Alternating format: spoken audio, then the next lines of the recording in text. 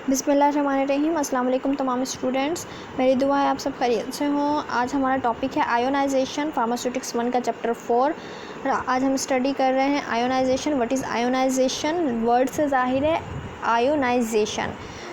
Ions पहला word है आइन, एंड देन अगर किसी भी वर्ड के आगे TION लगा होता है तो वो किसी प्रोसेस को ज़ाहिर कर रहा होता है।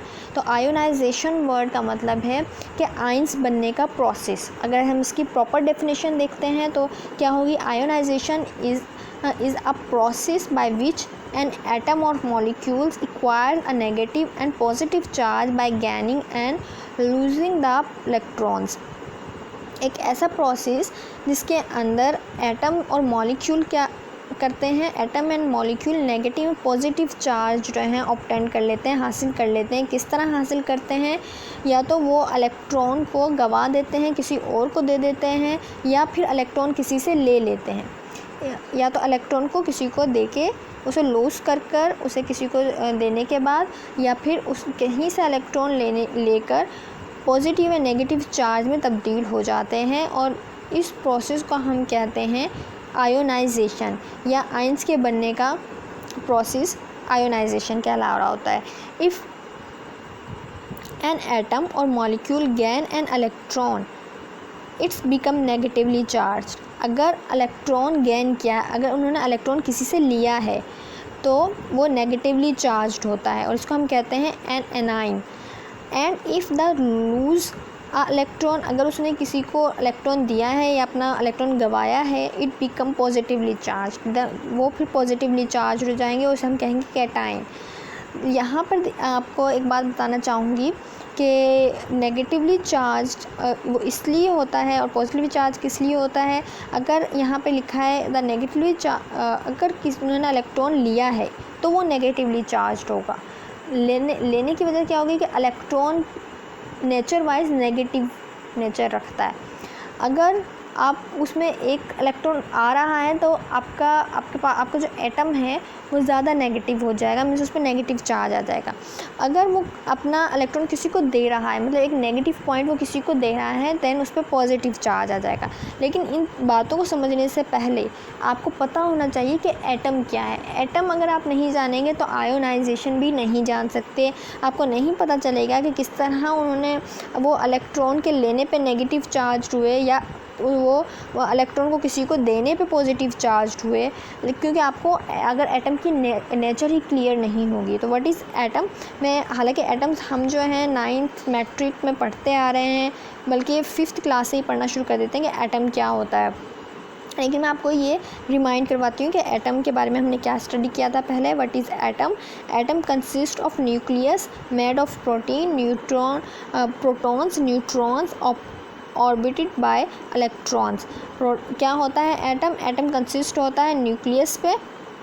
न्यूक्लियस के अंदर क्या होता है? प्रोटॉन होता है एंड न्यूट्रॉन होता है, और उसके इर्द गिर्द जो है ऑर्बिट बना होता है, उसके इर्द गिर्द मदार बने होते हैं जिसके अंदर इलेक्ट्रॉन्स मूव कर रहे होते हैं।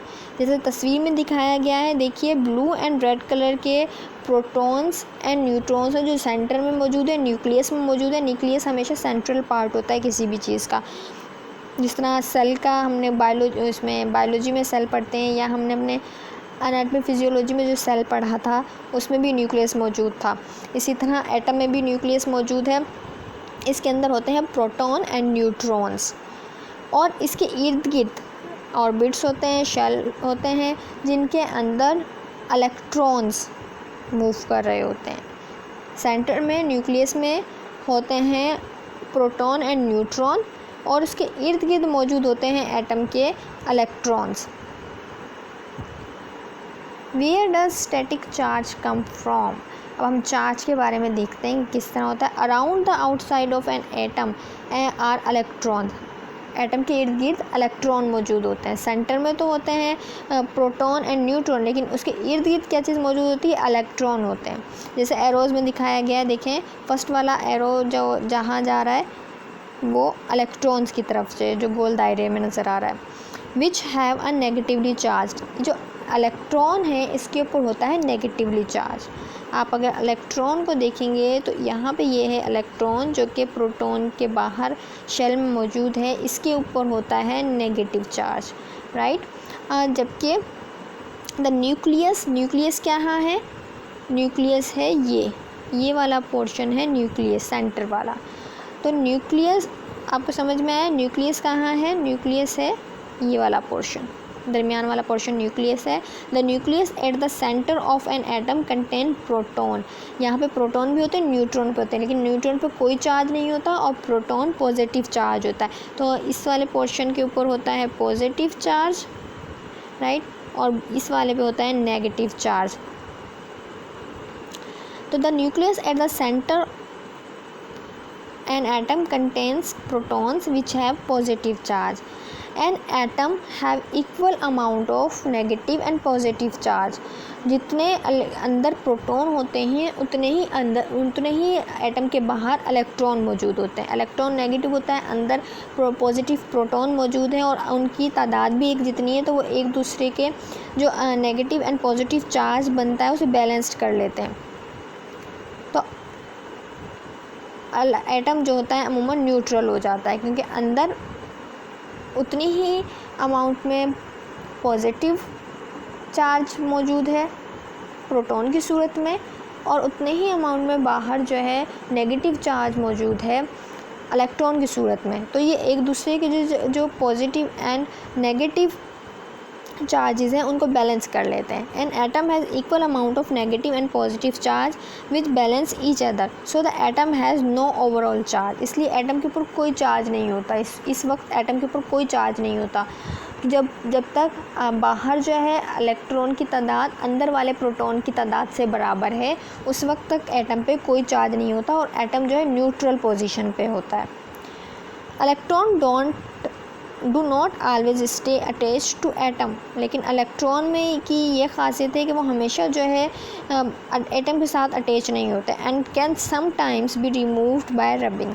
और जैसे ही उन्हें थोड़ी सी एनर्जी मिलती है, जैसे ही उन्हें रबिंग मिलती है, थोड़ी सी एनर्जी मिलती है, वो एटम को छोड़ के दूसरे एटम में जा सकते हैं या किसी और का इलेक्ट्रॉन जो है वो अपने साथ मिला सकते हैं। तो इस तरह ये इनमें वेरिएशंस आ जाती हैं। बट इज़ आइन, अब आइन को हमने समझना है, एटम हमने समझ लिया, हमें पता चल गया एटम क्या चीज़ है। एटम अमूमन जो है स्मॉलेस्ट पार्टिकल माना जाता है, ठीक है, और उसके अंदर प्रोटॉन एंड न्यूट्रॉन होते हैं, उसके न्यूक्लियस के अंदर प्रोटॉन एंड न्यूट्रॉन होते हैं और बाहर शेल के अंदर ऑर्बिट के अंदर इलेक्ट्रॉन मौजूद होते हैं। इलेक्ट्रॉन एंड प्रोटॉन की जो तादाद होती है वो एक जैसी होती है। जब तक इलेक्ट्रॉन एंड प्रोटॉन की तादाद एक जैसी रहेगी उस वक्त तक एटम पे कोई चार्ज नहीं होता, वो न्यूट्रल होता है, ठीक है।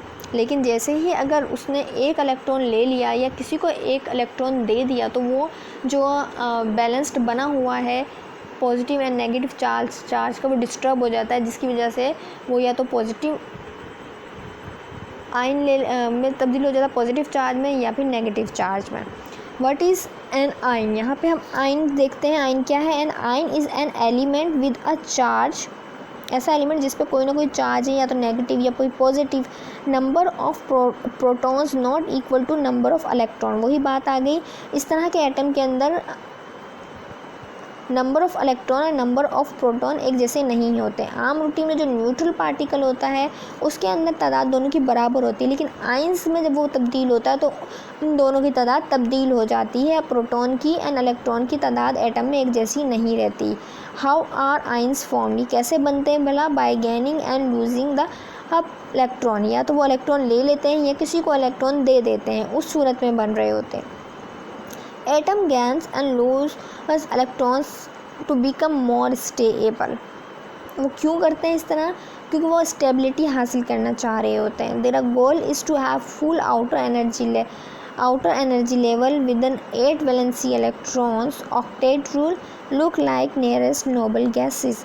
अमूमन क्या करते हैं, वो स्टेबल होना चाह रहे होते हैं जितना नोबल गैसेज होती हैं, या फिर वो अपनी वैलेंसी को 8 पर लेके आना चाह रहे होते हैं ताकि वो स्टेबिलिटी हासिल कर सकें। इसलिए वो या तो किसी से इलेक्ट्रॉन लेने की कोशिश करते हैं या फिर देने की कोशिश करते हैं, और इस फिनोमेना में उनके ऊपर चार्ज आ जाता है। यहाँ देखिए तस्वीर में, दिस एटम इज़ न्यूट्रल। अगर अंदर वाले प्रोटॉन और बाहर वाले इलेक्ट्रॉन एक जितने तादाद में हैं तो एटम होगा न्यूट्रल। अगर नेगेटिवली चार्ज्ड है तो इसका मतलब ये कि मोर इलेक्ट्रॉन्स देन प्रोटॉन, कि बाहर इलेक्ट्रॉन्स की तादाद ज़्यादा हो गई है, अंदर प्रोटॉन की तादाद कम हो गई है, तो वो नेगेटिवली चार्ज्ड हो गया। अगर पॉजिटिवली चार्ज है तो इसका मतलब है मोर प्रोटॉन देन इलेक्ट्रॉन, कि बाहर इलेक्ट्रॉन की तादाद कम है, उसने किसी को इलेक्ट्रॉन दे दिया होगा इसलिए बाहर इलेक्ट्रॉन की तादाद कम हो गई है और उस पर पॉजिटिव चार्ज आ जाता है। नेगेटिव चार्ज जब आएगा जब किसी से इलेक्ट्रॉन ले लेगा, जिसकी वजह से बाहर इलेक्ट्रॉन्स की तादाद प्रोटॉन की निस्बत ज़्यादा हो जाएगी, तो उस पर नेगेटिवली चार्ज आ जाएगा। जैसे यहाँ पे दिखाया गया है, यहाँ पे ये नेगेटिवली चार्ज दिखाया गया है। इसका यहाँ पे इसलिए नेगेटिवली चार्ज है कि इसने इलेक्ट्रॉन किसी से लिया है। जब एक इलेक्ट्रॉन उसमें ज़्यादा हो जाएगा तो प्रोटॉन के निस्बत उसमें एक इलेक्ट्रॉन ज़्यादा हो जाएगा, देन उस पर नेगेटिवली चार्ज आ जाएगा। जबकि दूसरी तरफ यहाँ पर वो पॉजिटिवली चार्ज है कि उसने किसी को इलेक्ट्रॉन दे दिया है अपना, तो वो पॉजिटिव चार्ज में तब्दील हो जाएगा। 2 टाइप्स ऑफ आयन होते हैं। कैटाइन, अगर वो पॉजिटिव आयन बन रहा है, पॉजिटिव चार्ज है उसके ऊपर, तो वो होगा कैटाइन। और A9, ions with a negative charge, अगर नेगेटिव चार्ज है तो हम उसको कहेंगे एनाइन, और अगर पॉजिटिव चार्ज है तो हम उसे कहेंगे कैटाइन। ठीक है, यहाँ पे जैसे दिखाया गया है तस्वीर के अंदर, लूज ऑफ इलेक्ट्रॉन, वैसे एटम नेचर वाइज होता है न्यूट्रल, उस पर कोई चार्ज नहीं होता। लेकिन अगर जो है इलेक्ट्रॉन आ जाता है इस एटम के पास, कहीं किसी का इलेक्ट्रॉन इसके पास आ जाता है, तो वो हो जाता है negative charge. Gain of the electron, मतलब उसने किसी से इलेक्ट्रॉन ले लिया तो उस पर हो जाएगा नेगेटिव चार्ज। लेकिन अगर उसने किसी को इलेक्ट्रॉन दे दिया, लूज ऑफ इलेक्ट्रॉन, के उसने अपना इलेक्ट्रॉन खो दिया या किसी को दे दिया, देन उस पर आ जाता है पॉजिटिव चार्ज। कुछ एग्जांपल दी गई हैं। Metal that give up electron to form a positive charge ion are called cations. ठीक है, हमने जैसे पूरा पॉजिटिव चार्ज होंगे तो वो कैटाइन्स कहलाएंगे। इनके एग्जांपल्स क्या है, मैग्नीशियम, लिथियम, एल्यूमिनियम। इस पर देखो 2+ लिखा हुआ है, 1+ लिखा हुआ है, 3+ लिखा हुआ है कि कितने इलेक्ट्रॉन्स उन्होंने लिए हैं, 2 लिए, 1 लिए, 3 लिए। तो ये इस तरह करके ज़ाहिर हो रहा है कि ये कैटाइन पर पॉजिटिव चार्ज है। नॉन मेटल्स, अमोनी मेटल्स पे होते हैं positive charge. Non metals that take electron from a, तो charge ions are called anion, इनको हम एनाइन कहेंगे। इस पर नेगेटिव साइन आएगा, देखें क्योंकि ये एनाइन है, इनका ये नेगेटिव चार्ज रख रहे हैं, इनके ऊपर जो है नेगेटिव आ रहा है साइन। इसी तरह आपकी बुक में भी कुछ एग्जांपल्स दी गई हैं आयन्स के बारे में या कैटाइन्स के बारे में। जैसे कैटाइन्स के बारे में hydrogen, sodium and calcium ions जो हैं आपकी बुक के अंदर मेंशन है, और एनाइन में क्लोरीन आयन जो है मौजूद है। क्लोरीन पे नेगेटिव होता है, हाइड्रोजन, सोडियम एंड कैल्शियम पे पॉजिटिव चार्ज होता है, इसलिए वो कैटाइन में शामिल हैं। How did it become an ion, ठीक है, तो वो एक आयन में कैसे तब्दील होता है या क्या फिनोमिना है। Metal atoms and non metal atoms go in opposite direction when they ionised, जब वो आयोनाइज्ड होते हैं वो ऑपोजिट डायरेक्शन में जाते हैं। Metal atoms lose the electron, metal atoms क्या करते हैं, एक इलेक्ट्रॉन लूज कर देते हैं। The electrons in their highest energy level and become positively charge, जैसे ही वो इलेक्ट्रॉन एक लूज़ करते हैं तो उन पर पॉजिटिव चार्ज आ जाता है, जैसा मैंने प्रीवियस उसमें भी आपको समझाया स्लाइड में। एंड नॉन मेटल एटम्स क्या करते हैं, गेन अ इलेक्ट्रॉन, वो किसी का इलेक्ट्रॉन ले लेते हैं और जिसकी वजह से क्या होगा, form another atom to become negatively charge ion, तो वो एक नेगेटिवली चार्ज आयन बन जाता है।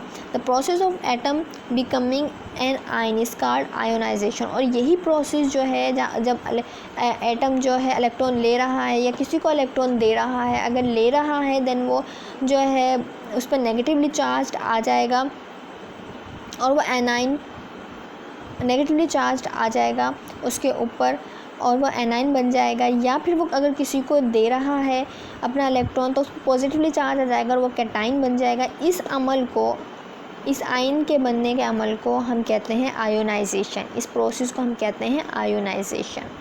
तो व्हाट इज़ आयोनाइजेशन, हम दोबारा से स्टडी करते हैं इसकी definition. Ionisation is a process by which the neutral atom, हमने पढ़ा ना एटम वैसे तो न्यूट्रल होता है क्योंकि उसमें इलेक्ट्रॉन और प्रोटॉन की तादाद बराबर होती है। तो ionisation is a process by which neutral atom, an atom with no charge gain a positive और नेगेटिव चार्ज। लेकिन एक न्यूट्रल एटम तब्दील हो जाता है पॉजिटिव और नेगेटिव चार्ज के अंदर। इस प्रोसेस को हम कहते हैं ionisation. The most common use of the word radiation refers to ionizing radiation. Ionizing radiation has enough energy to ionize atom and molecule, while non-ionizing radiation does not. यहाँ पे just information के लिए दिया गया है ये कि जो रेडिएशंस होती हैं उनमें इनफ एनर्जी होती है कि एटम को आयोनाइज कर सकें और मॉलिक्यूल को। Non ionizing radiation does not, ये नहीं कर सकती, उनमें इतनी एनर्जी नहीं होती। The process of ions formation is called ionization. ठीक है, ये पॉइंट आपको जो डेफिनेशन इजी लगती है आप वो वाली डेफिनेशन लिख लीजिएगा। लेकिन यहाँ पे आर्यंस थ्योरी बताई गई है जो कि आपकी बुक में भी मेंशन है।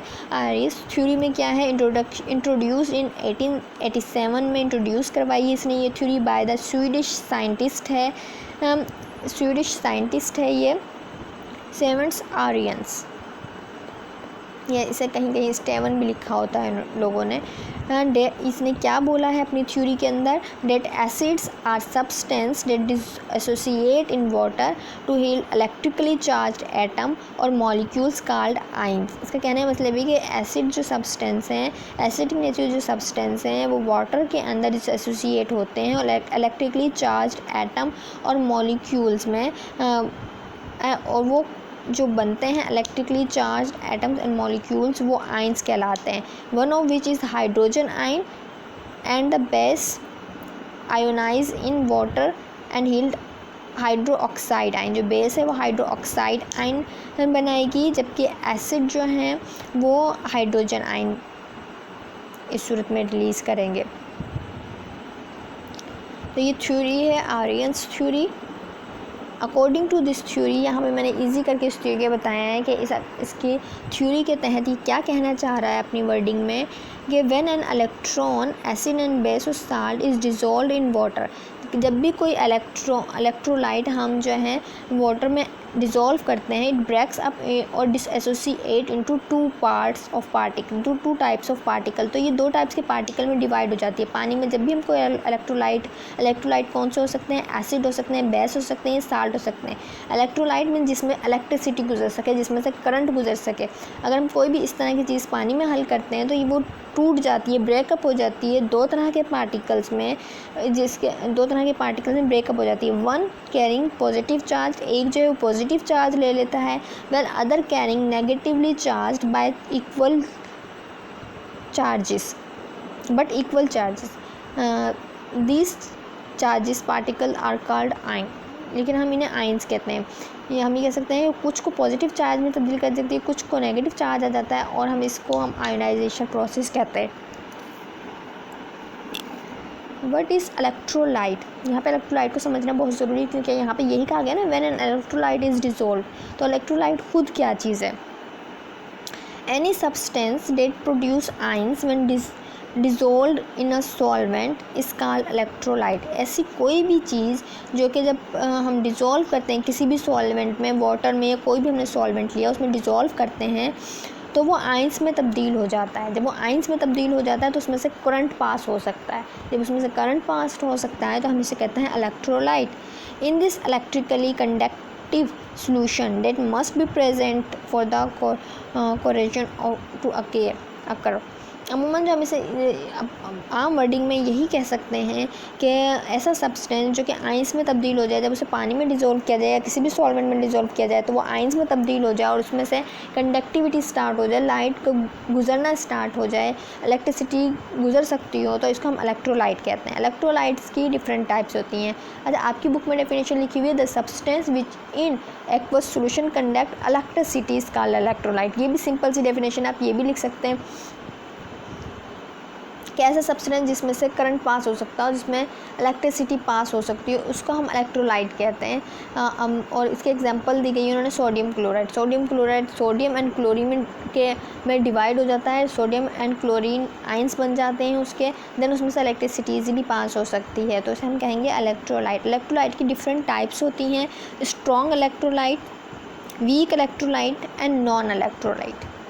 ये 3 टाइप्स होती हैं अमूमन। नॉन इलेक्ट्रोलाइट, स्ट्रॉन्ग इलेक्ट्रोलाइट्स में कम्प्लीटली जो है आपका सैंपल जो है कम्प्लीटली आइंस में तब्दील हो जाता है, जबकि वीक इलेक्ट्रोलाइट में weak electrolyte does not break into its ions completely, तो कम्प्लीटली चेंज नहीं होता वो आइंस में, लेकिन थोड़ा चेंज हो जाता है, इसलिए से वीक इलेक्ट्रोलाइट है। नॉन इलेक्ट्रोलाइट में बिल्कुल भी आइंस नहीं बनते। The substance which in equals solution does not conduct electricity is called non electrolyte, या फिर हम ये कह सकते हैं non electrolyte does not conduct electricity और डज नॉट चेंज इन आइन, सो वो नॉन इलेक्ट्रोलाइट होता है, उसमें इलेक्ट्रिसिटी कंडक्ट नहीं हो सकती। An electrolyte is a substance that dissociate into ions when placed in water and those ions conduct electricity। ये more simple और more accurate definition होगी कंसाइज करके अगर हम लिखें तो, कि ऐसा सब्सटेंस जो कि आइंस में डिवाइड हो जाता है, डिसोसिएट हो जाता है, आइंस में टूट जाता है, जब उसे पानी में हम डिज़ोल्व करते हैं, पानी में रखते हैं, तो वो आइंस में टूट जाता है और लाइट को कंडक्ट कर सकता है, इलेक्ट्रिसिटी को अपने अंदर से गुजार सकता है, क्योंकि वो आइंस में तब्दील हो गया, और आइंस में एबिलिटी होती है कि वो इलेक्ट्रिसिटी को जो है अपने अंदर से गुजार सकती हूँ, तो इसको हम इलेक्ट्रोलाइट कहते हैं। स्ट्रॉन्ग इलेक्ट्रोलाइट कौन से होते हैं? डिसोसिएट 100% अगर वो टूट गए हैं और आइंस में तब्दील हो गए हैं, देन उसे स्ट्रॉन्ग कहेंगे हम। सोडियम क्लोराइड की एग्जांपल है यहाँ पे, देन क्योंकि सोडियम क्लोराइड की एग्जांपल दी गई है। आगे वीक इलेक्ट्रोलाइट में कौन है? डोंट डिसोसिएट 100%, ये जो है नहीं टूटते हैं आइंस में। A small portion of the molecules break up into ions but most stay as a molecule.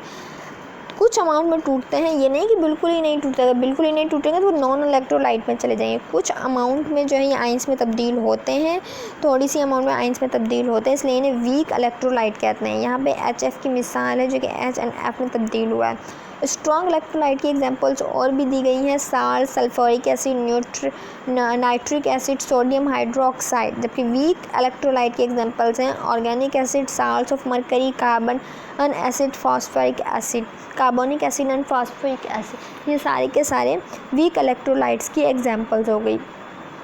आपकी बुक में और भी एग्जांपल्स हैं, आप वहाँ से हेल्प ले सकते हो, वो लिख सकते हो अपनी लेक्चर नोटबुक पे। Arrhenius theory of acid and base. Arrhenius ने क्या फर्दर बताया था? इसने बताया था acid are substance which produce hydrogen ions in a solution. Acid क्या है? एसिड वो चीज़ है जो कि सोल्यूशन के अंदर हाइड्रोजन आयन प्रोड्यूस करता है। जबकि बेस क्या है? Base are the substance which produce hydro oxide ions और OH इन सोल्यूशन। बेस क्या करेगा? किसी भी सोल्यूशन के अंदर जाके OH आयन रिलीज़ करता है, लेकिन एसिड क्या करेगा? एसिड H आयन रिलीज़ करेगा। Neutralization happens because hydrogen ion and hydro oxide ions react to produce water. अगर हम एसिड एंड बेस, असास और तेज़ाब को मिला देते हैं तो हमारे पास वाटर एंड सॉल्ट हासिल होता है, और इसको हम न्यूट्रलाइजेशन प्रोसेस कह रहे होते हैं। तो यहाँ पे भी यही है, neutralization happens because hydrogen ions and hydro oxide ions react to produce water. ठीक है, यहाँ पे नीचे तस्वीर दिखाई गई है स्ट्रॉन्ग एसिड की। स्ट्रॉन्ग एसिड कम्प्लीटली डिसोसिएशन हो जाती है, कम्प्लीटली जो आइंस में तब्दील हो जाता है। Most of the acids molecule dissociate to hydrogen ion में तब्दील हो जाता है। यहाँ पे HCl दिखाया गया है, HCl हाइड्रोजन एंड क्लोरीन में तब्दील हो जाता है आइंस में, completely hydrogen and chlorine ions में तब्दील हो जाता है, जिसकी वजह से उसमें से इलेक्ट्रिसिटी कंडक्ट कर सकती है, कंडक्टिविटी उसकी बहुत अच्छी होती है, इसलिए उसे स्ट्रॉन्ग एसिड्स में शामिल किया जाता है, या स्ट्रॉन्ग जो है हम ये कह सकते हैं इलेक्ट्रोलाइट्स में शामिल किया जाता है उसको।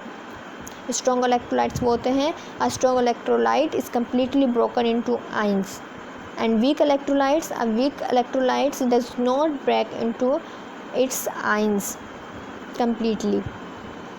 तो एग्जांपल्स आपको मैंने कुछ यहाँ पे दे भी दी हैं, कुछ आपकी लेक्चर नोटबुक पे भी आप वहाँ से भी ले सकते हैं, और जो आपको इजी लगे आप उन्हें मेमोराइज कर लीजिएगा एग्जांपल्स देने के लिए। तो ये है आज आपका लेक्चर। उम्मीद करती हूँ आपको समझ में आया होगा। तो आज हमने जो चीज़ें कवर की हैं वो आयोनाइजेशन है। आयोनाइजेशन में हमने क्या स्टडी किया कि ऐसा प्रोसेस जिसके अंदर जो है आयंस फॉर्मेशन होती हो, आयंस में एटम जो है आयंस में तब्दील हो जाता हो ये, या उसके ऊपर चार्ज आ जाता हो नेगेटिव या पॉजिटिव, तो हम उसे आयंस कहते हैं। कैटाइन मीन्स पॉजिटिवली अगर चार्ज है तो हम उसे कैटाइन कहेंगे। पॉजिटिव आयंस को हम कहते हैं कैटाइंस, और अगर नेगेटिव चार्ज है तो हम उसे कहते हैं एनाइंस। ठीक है, होता क्यों है ये? होता इसलिए है कि जो न्यूट्रल नेचर का एटम होता है उसमें इलेक्ट्रॉन एंड प्रोटॉन्स की तादाद बराबर होती है, लेकिन अगर कोई इलेक्ट्रॉन एटम किसी को दे देता है या किसी से ले लेता है, उस सूरत में ये तादाद जो है बैलेंस नहीं रहती, डिस्टर्ब हो जाती है, या तो ज़्यादा हो जाती है इलेक्ट्रॉन की तादाद या फिर कम हो जाती है, और उसी हिसाब से इनके ऊपर चार्ज हो जाता है। अगर आपने ये एटम ने किसी से इलेक्ट्रॉन लिया है देन उस पर नेगेटिवली चार्ज आता है और वो एनाइन में तब्दील हो जाता है। अगर उसने किसी को अपना इलेक्ट्रॉन दिया है देन उस पर पॉजिटिवली चार्ज आता है और कैटाइन में तब्दील हो जाता है। तो हम ये कह सकते हैं the process of ion formation is called ionisation. Aryans जो थ्योरी है वो ये कहती है कि acid base and salts in aqueous solution is a good conductor of electricity. तो वो कहते हैं कि इलेक्ट्रोलाइट जो हैं वो सब्सटेंस है जो अपने अंदर से इलेक्ट्रिसिटी पास करने देते हैं, और इनकी डिफरेंट टाइप्स होती हैं। नॉन इलेक्ट्रोलाइट्स हैं, स्ट्रॉन्ग इलेक्ट्रोलाइट्स हैं एंड वीक इलेक्ट्रोलाइट्स हैं। Non electrolytes the substance in which aqueous solution does not conduct electricity, ये इलेक्ट्रिसिटी को जो है ना कंडक्ट नहीं करने देते अपने अंदर से। क्यों नहीं करने देते? क्योंकि ये आयंस में तब्दील नहीं होते। जबकि वीक इलेक्ट्रोलाइट्स हैं वो आयंस में तब्दील होते हैं, लेकिन कम्प्लीटली 100% जो है वो आयंस में तब्दील नहीं होते, इसलिए इलेक्ट्रिसिटी बहुत थोड़ी सी गुजर पाती है इसमें, इसलिए उन्हें वीक इलेक्ट्रोलाइट्स कहते हैं। जबकि स्ट्रॉन्ग इलेक्ट्रोलाइट्स में आयंस जो है कम्प्लीटली चेंज हो जाते हैं, 100% आयंस बन जाते हैं, और अपने अंदर से इलेक्ट्रिसिटी पास कर सकता है, अच्छे से इलेक्ट्रिसिटी, स्ट्रॉन्ग इलेक्ट्रिसिटी पास कर सकता है, तो उसे स्ट्रॉन्ग इलेक्ट्रोलाइट कहेंगे। तो ये आज हमारा टॉपिक था। आप इसे लेक्चर नोटबुक पर राइट डाउन कीजिएगा, एटम की तस्वीर भी बनाइएगा, साथ में जो एग्जांपल्स दी गई हैं वो एग्जांपल्स भी राइट डाउन करनी है। आपकी बुक में भी बहुत से एग्जांपल्स हैं, आप उन्हें भी देख लीजिएगा। और ये ionization and hydrogen ion concentration के बारे में इंफॉर्मेशन मैंने दी आपको। आयोनाइजेशन टॉपिक है, इसका अभी रिमेनिंग पॉइंट्स बाकी हैं, क्योंकि strength of acid and base भी हमने स्टडी करना है। लेकिन उससे पहले आप आयोनाइजेशन को अच्छा से समझ लें, एटम को अच्छा से समझ लें, कैटाइन एनाइंस को अच्छा से समझें, इलेक्ट्रोलाइट क्या होते हैं, आयोनाइजेशन फिनोमेना क्या होता है। जब आपको ये समझ में आएगा फिर ही आप strength of acid and base वाला टॉपिक के पॉइंट्स आपको क्लियर हो पाएंगे। तो आज के लिए इतना ही काम है आपके लिए, आप इसी को कीजिए, लेक्चर नोटबुक पे लिखिए। देन हम कल strength of acid and base start करेंगे। तो आपको अगर आयोनाइजेशन क्लियर हो गया तो एसिड एंड बेस भी आसानी से क्लियर हो जाएगा। आज के लिए इतना ही। अपना ख्याल रखिए, अपनी फैमिली का ख्याल रखिए। अल्लाह हाफिज़।